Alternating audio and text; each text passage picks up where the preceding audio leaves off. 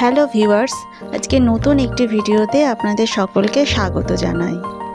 আজকে চলে এসেছি উল্টো রথের মেলায়। জগন্নাথ দেবকে দর্শন করব না তাই কখনো হয়? একটু এসে মেলাটা একটু ঘুরে দেখে নিলাম, যেহেতু অনেকটা রাত হয়ে গেছিল। এবং সোজা চলে গেলাম সেখান থেকে ঘুগনির স্টলে এবং একটা অর্ডার করলাম মায়ের জন্য, একটা আমার নিজের জন্য। এরপরে চলে এলাম পাপড়ির চাট খেতে। দাদা বেশ ভালোভাবে তৈরি করে দিচ্ছিল, সেটা দেখে আমার খুব ভালো লাগলো এবং শিখেও নিলাম কিভাবে বানাতে হয়। আর আমার মা, সে তো একটা পাপড়ি চাটেই খুশি হয়ে গেলেন।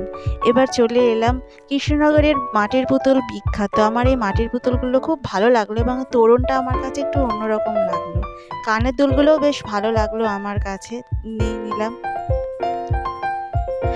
এবার কাপ প্লেটের দোকানে এলাম, মা দুটোর পছন্দ হলো, মাকে দুটো কিনেই দিলাম। এবার জিলিপিটা খুব ভালোই লাগলো খেতে, সাথে খাজাও নিলাম, একটু বোঁদেও নিলাম।